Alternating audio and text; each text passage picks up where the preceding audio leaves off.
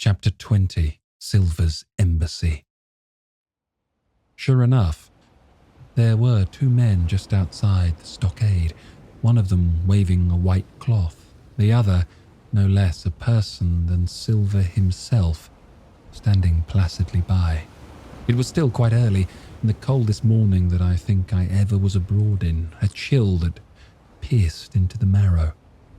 The sky was bright and cloudless overhead, and the tops of the trees shone rosily in the sun. But where Silver stood with his lieutenant, all was still in shadow, and they waded knee-deep in a low white vapour that had crawled during the night out of the morass. The chill and the vapour taken together told a poor tale of the island. It was plainly a damp, feverish, unhealthy spot. "Keep indoors, men," said the captain. 10 to 1, this is a trick. Then he hailed the buccaneer. "Who goes? Stand or we fire?" "Flag of truce," cried Silver. The captain was in the porch, keeping himself carefully out of the way of a treacherous shot should any be intended. He turned and spoke to us. "Doctor's watch on the lookout. Dr. Livesey, take the north side, if you please. Jim, the east. Gray, west. The watch below. All hands to load muskets. Lively men. And be careful." And then he turned again to the mutineers. "And what do you want with your flag of truce?" he cried. This time it was the other man who replied. "Captain Silver, sir, to come on board and make terms," he shouted. "Captain Silver? Don't know him. Who's he?" cried the captain, and we could hear him adding to himself. "Captain, is it? My heart, and here's promotion." Long John answered for himself. "Me, sir.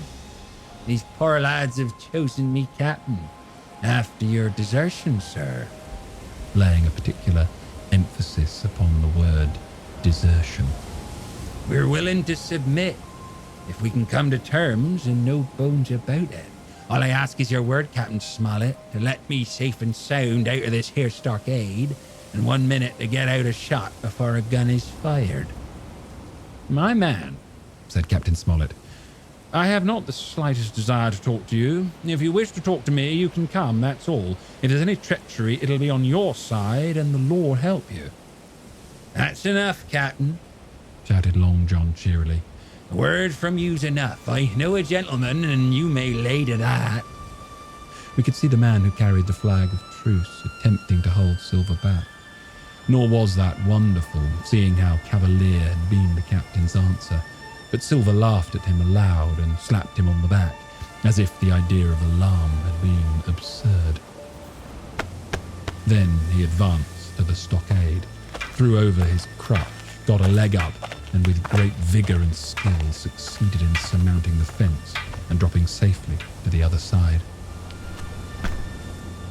I will confess that I was far too much taken up with what was going on to be of the slightest use as sentry. Indeed, I had already deserted my eastern loophole and crept up behind the captain, who had now seated himself on the threshold, with his elbows on his knees, his head in his hands, and his eyes fixed on the water as it bubbled out of the old iron kettle in the sand. He was whistling to himself, "Come lasses and lads." Silver had terrible hard work getting up the knoll. What with the steepness of the incline, the thick tree stumps, and the soft sand, he and his crutch were as helpless as a ship in stays. But he stuck to it like a man in silence, and at last arrived before the captain, whom he saluted in the handsomest style.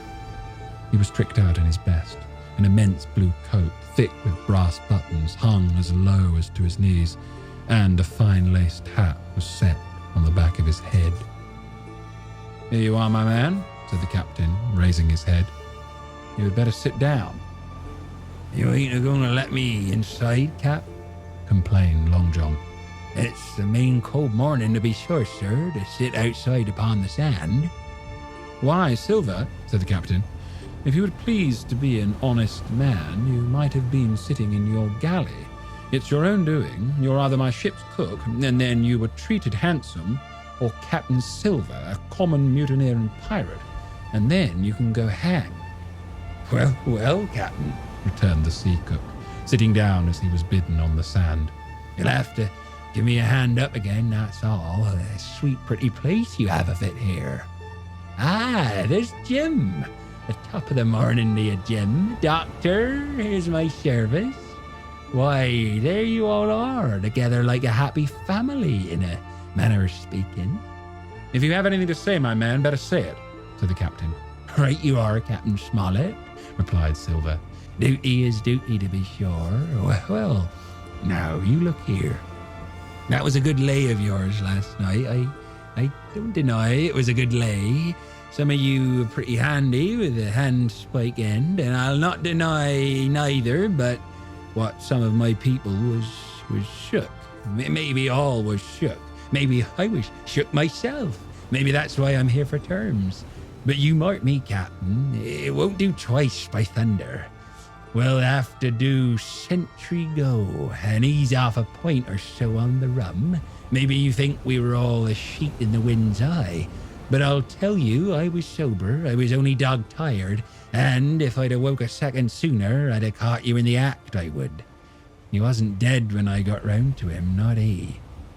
Well, says Captain Smollett as cool as can be. All that Silver said was a riddle to him, but he would never have guessed it from his tone. As for me, I began to have an inkling. Ben Gunn's last words came back to my mind. I began to suppose that he had paid the buccaneers a visit while they all lay drunk together round their fire, and I reckoned up with glee that we had only 14 enemies to deal with. Well, here it is, said Silver. We want that treasure, and we'll have it. That's our point. You would just as soon save your lives, I reckon, and that's yours. You have a chart, don't you? That's as may be, replied the captain.